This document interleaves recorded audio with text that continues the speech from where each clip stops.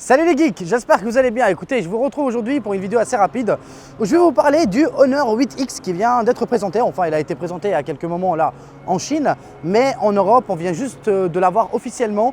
Et en toute honnêteté, il n'a rien à voir forcément avec la version qu'on trouve en Chine, avec des bords beaucoup plus épais, etc. Bref, je vais vous expliquer qu'est-ce qu'il embarque vraiment ce smartphone rapidos. Ce n'est pas un test, encore une fois, je n'ai pas assez de temps pour le faire. Alors, je vous laisserai bien sûr des liens dans la description une fois que les tests sont réalisés par mes confrères. Malheureusement, moi, j'ai 2-3 semaines qui arrive extrêmement chargé, j'en aurai pas forcément le temps de le tester aussi bien que d'habitude. Alors pour la faire court, sachez que ce Honor 8X vient, disons, foutre la merde dans le game. Voilà, tout simplement. On a un smartphone qui est borderless, mais qui va au-delà des limites des concurrents. Ça veut dire qu'on n'a pas de montant sur ce smartphone, ce qui est juste impressionnant. Je l'ai comparé un peu au Oppo Find X que vous voyez en ce moment, c'est la magie du montage. Et bah, c'est quasiment la même taille, ce qui est vachement impressionnant. Même en comparaison avec l'iPhone XS Max que j'ai reçu aussi aujourd'hui pour le test, et bah, sachez que c'est grosso modo la même chose.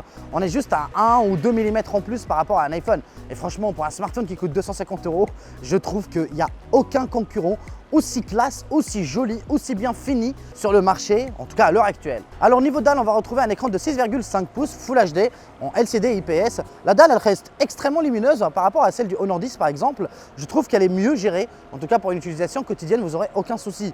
Alors, je vous avoue que la teinte est toujours un peu froide, mais ça, c'est une signature de chez Huawei directement ou de chez Honor. Alors vous êtes obligé après de passer sur les paramètres pour pouvoir régler ça. Ça se règle facilement, il n'y a pas forcément un réel souci derrière et l'écran reste correct, on va voir même très bon pour le tarif pour lequel il est proposé. Sous le capot, on va retrouver une belle flèche technique quand même pour le tarif, encore une fois. Un iSilicon Kirin 710, 4 Go de RAM, 64 ou 128 Go de mémoire de stockage, extensible via une carte micro SD. Vous pouvez monter jusqu'à 400 Go, ce qui est waouh, juste impossible. Par info, comme je l'ai cité au début de la vidéo, le smartphone m'a été prêté par Honor. Je n'ai pas été payé pour dire tout ce que je pense de cette vidéo, mais je vous dis honnêtement, ça me fait vachement plaisir parce que moi qui viens juste de recevoir son iPhone qui coûte 1500 balles, voir un smartphone à 250 € proposer tout ça, je trouve que c'est vachement intéressant. Alors pour revenir à l'histoire du SoC, le 710, disons que c'est un équivalent au Snapdragon 660, donc ce qui vous assure normalement de très belles performances quotidiennes pour une utilisation plus que correcte. Vous pouvez jouer à des jeux tranquille, voilà, vous n'avez pas le Kirin 970 ou le 980,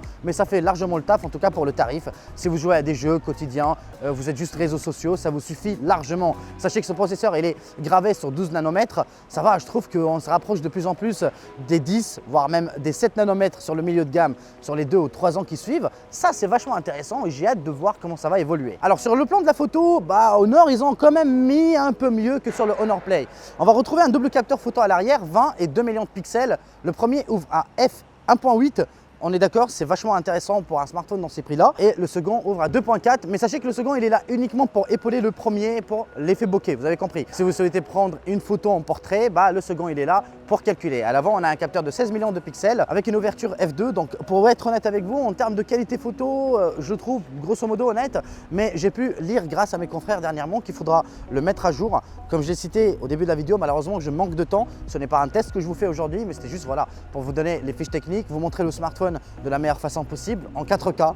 C'est toujours sympa en attendant d'avoir un vrai test. Si j'ai le temps de le faire, je le ferai avec plaisir. Si j'ai pas le temps, vous inquiétez pas, je vous mettrai dans la description le lien de mes confrères qui l'ont déjà testé et sur qui je peux compter ou qui je trouve leur test assez fiable, vous avez compris. Alors sachez qu'en vidéo, il filme en 4K 30 images par seconde, vous avez de la Full HD qui est bien stabilisée. En 4K, c'est pas fou, mais c'est tout à fait normal pour le prix, encore une fois. Mais ce que j'ai bien apprécié, en tout cas sur les démonstrations, j'ai pris moi-même une photo, la photo de nuit, vous avez une longue exposition à 6 secondes.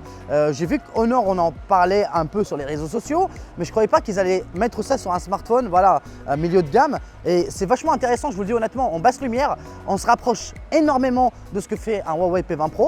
Parce qu'une longue exposition, bah, ça permet de récupérer le maximum de lumière. Donc ce qui est vachement intéressant, on n'a pas forcément tout le temps besoin de faire une ouverture f2, f1.8, f1.5, f1.1. Non, parfois une longue expo, ça peut bien le faire. Surtout, c'est le logiciel derrière est bien maîtrisé pour bien gérer la stabilisation. Et c'est quelque chose qu'ils ont bien réussi, même sur un smartphone, comme je l'ai dit tout à l'heure, entrée de gamme. Alors pour finir, bien sûr, ce mini prise en main, on retrouve à l'arrière un capteur d'empreinte digitale qui marche vraiment de feu. À l'avant, on a le lecteur facial qui marche aussi très bien. Franchement, il est bien foutu.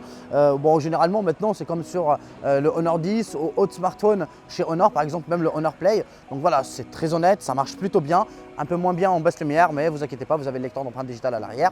Voilà, donc les seuls réels défauts de ce smartphone, c'est le micro USB. On aurait tous souhaité peut-être avoir de l'USB-C et aussi il n'y a pas de B28. Voilà, on ne sait jamais si vous êtes un utilisateur chez Free ou un peu aussi Bouygues Telecom, parce que ça reste une bande de fréquence qui est vachement utilisée par les deux opérateurs. Voilà, ça peut peut-être être une contrainte pour vous. Voilà, je préfère quand même vous le mentionner dès maintenant, on ne sait jamais si je ne fais pas de test. Vous le savez quand même. Bref les amis, voilà, on a fini cette vidéo. J'espère que cette prise en main vous a plu. Je le dis encore une fois, c'est une prise en main. N'hésitez surtout pas de regarder dans 2 semaines à peu près. Dans la description, vous allez retrouver plein de tests que je vais vous mettre. Ce sont ceux de mes confrères, par exemple Brandon ou Technoid, ou il y en a plein d'autres, je ne sais pas, qui vont le tester.